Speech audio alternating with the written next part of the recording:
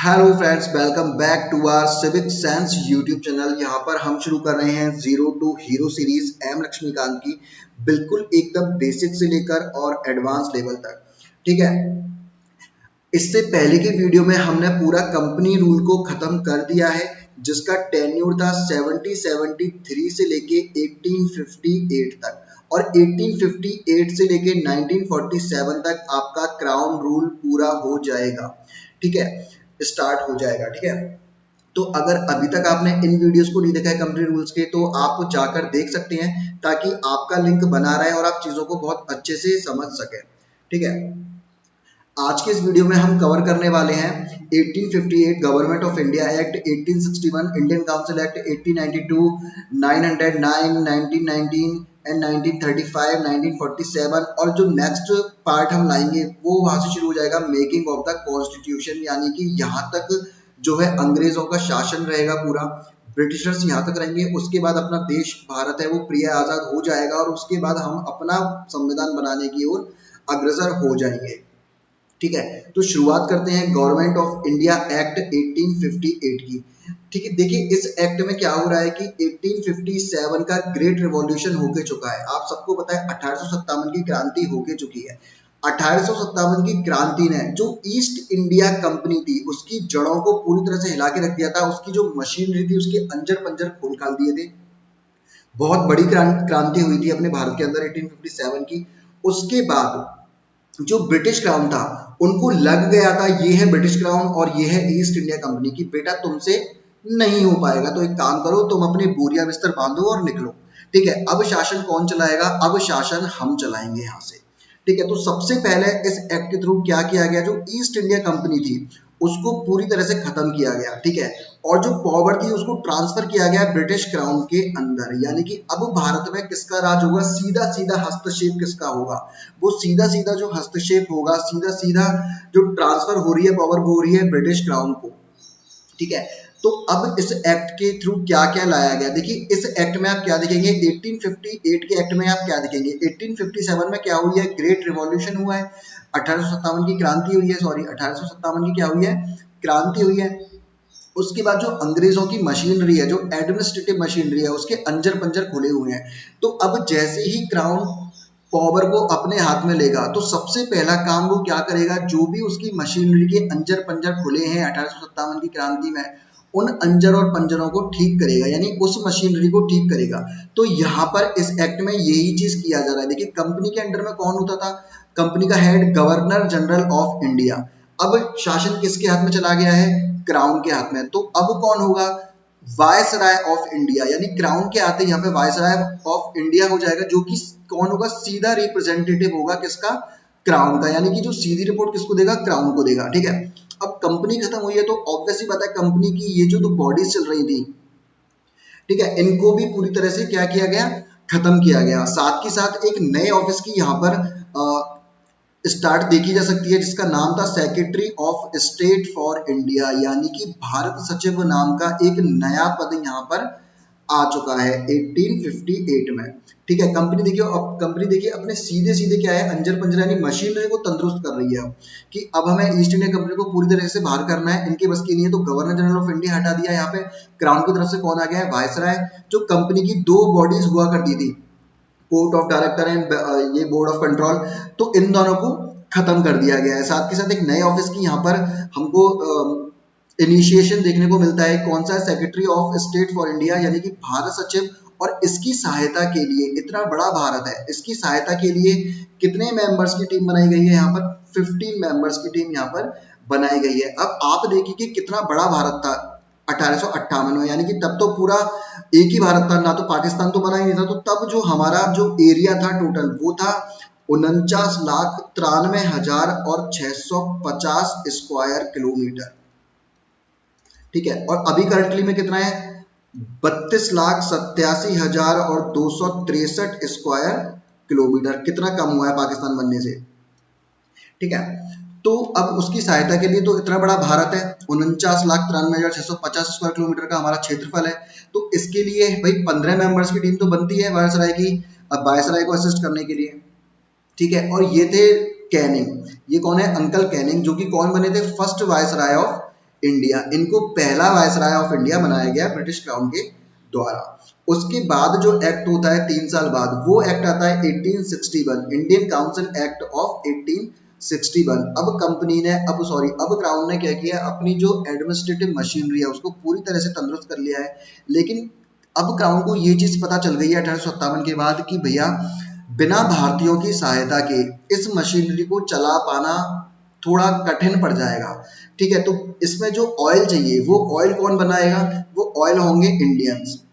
ठीक है, यानी बिना, जिस प्रकार बिना ऑयल के कोई भी मशीन नहीं चल सकती, उसी प्रकार बिना, इनको लग गया कि बिना इंडियंस के हम भारत के ऊपर शासन नहीं कर सकते। तो बिना इंडियन कॉर्पोरेशन के ब्रिटिश गवर्नमेंट को ये चीज लग गई थी कि हम भारत के ऊपर जो एडमिनिस्ट्रेशन है उसको पूरी तरह से नहीं कर पाएंगे। तो इस एक्ट के थ्रू 3 एक्ट और लाए गए, 1892, 1861 एंड 1909।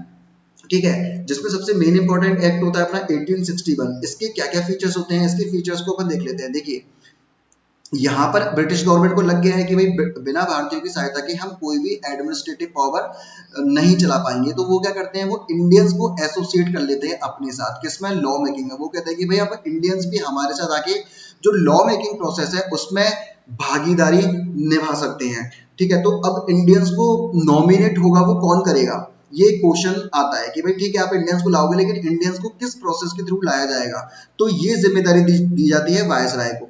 ठीक है, कौन करेगा नॉमिनेशन, वायसराय करेगा। और कैसे करेगा, नॉन ऑफिशियल मेंबर्स की तरह करेगा। ठीक है, तो लॉर्ड कैनिंग थे उस टाइम वायसराय। तो लॉर्ड कैनिंग क्या करते हैं, 3 भारतीयों को जो लेजिस्लेटिव काउंसिल थी उसके मेंबर्स नॉमिनेट करते हैं। वो 3 भारतीय कौन थे, एक थे राजा ऑफ बनारस, ठीक है, the Maharaja of Patiala and sir Dinkar Rao. ठीक है, साथ के साथ अब 1861 में क्या कर रही है जो क्राउन है, वो क्या कर रहा है, कंपनी के पास, आप देखिए जब तक कंपनी रही थी 1858 तक कंपनी रही है, तो तब तक गवर्नर जनरल ऑफ इंडिया हुआ करता था और इसके पास होती थी सारी पावर। ठीक है, तो पूरा की पूरा जो सिस्टम है वो कैसा सिस्टम है, वो है सेंट्रलाइज्ड सिस्टम।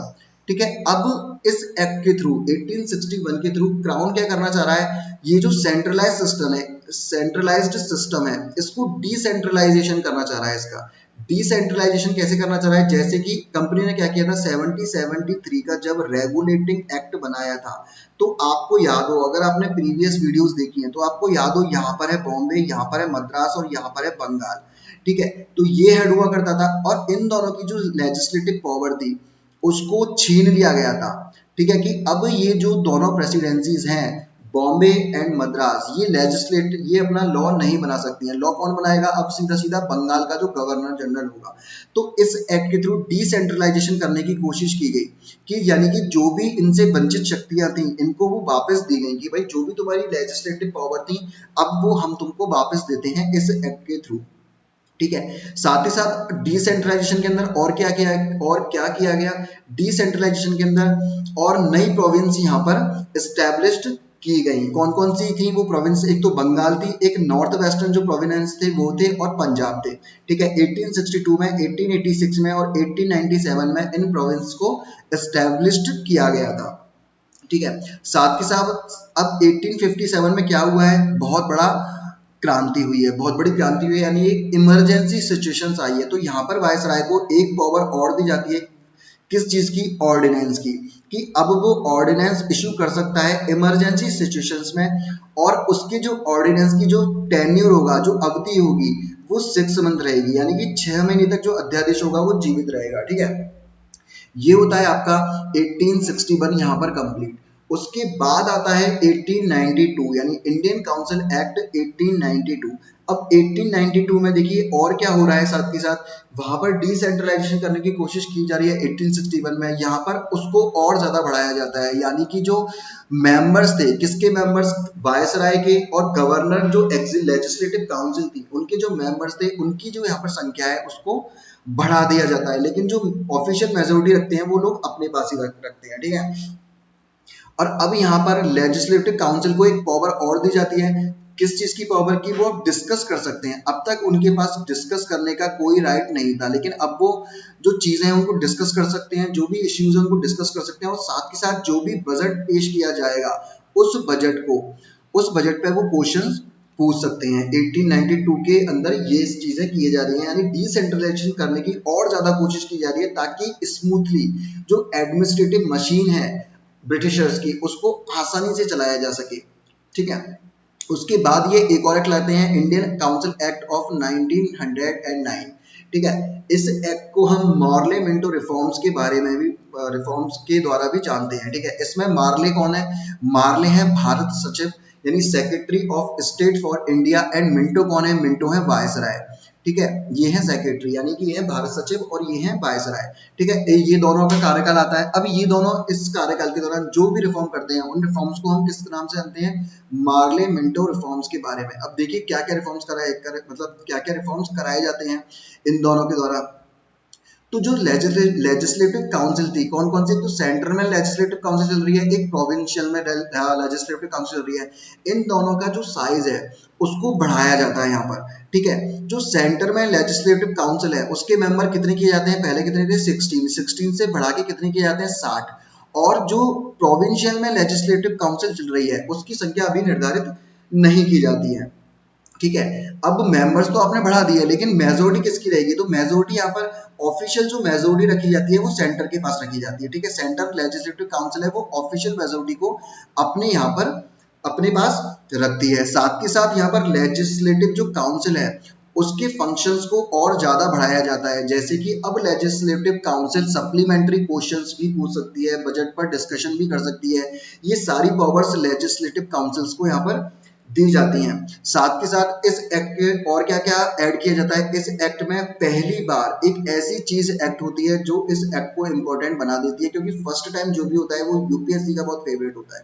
ठीक है, तो इस एक्ट में फर्स्ट टाइम क्या किया जाता है? इस एक्ट के में फर्स्ट टाइम पहली बार किसी इंडियंस को वायसराय की एग्जीक्यूटिव को जो काउंसिल थी उसमें मेंबर्स के रूप में लिया जाता है। वो पहले इंडियंस कौन थे? सत्येंद्र प्रसाद सिन्हा, जिनको लॉ मिनिस्टर बनाया जाता है उस टाइम का।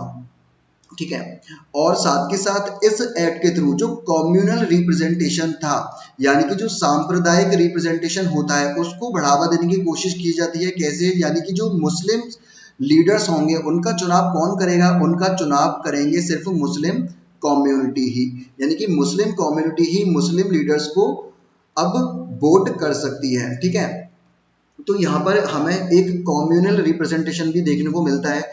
ठीक है, ये सारे सुधार थे जो कि मार्ले एंड मिंटो द्वारा किए गए थे। आप इस वीडियो की पीडीएफ को हमारे टेलीग्राम चैनल से डाउनलोड कर सकते हैं। नेक्स्ट एपिसोड में हम कवर करने वाले हैं मेकिंग ऑफ द कॉन्स्टिट्यूशन। ठीक है, तो जरूर हमारे साथ जुड़े रहिए। साथ के साथ आप इस चैनल को सब्सक्राइब कर दीजिए एंड वीडियो को लाइक कर दीजिए। मिलते हैं नेक्स्ट एपिसोड में। जय हिंद, जय भारत।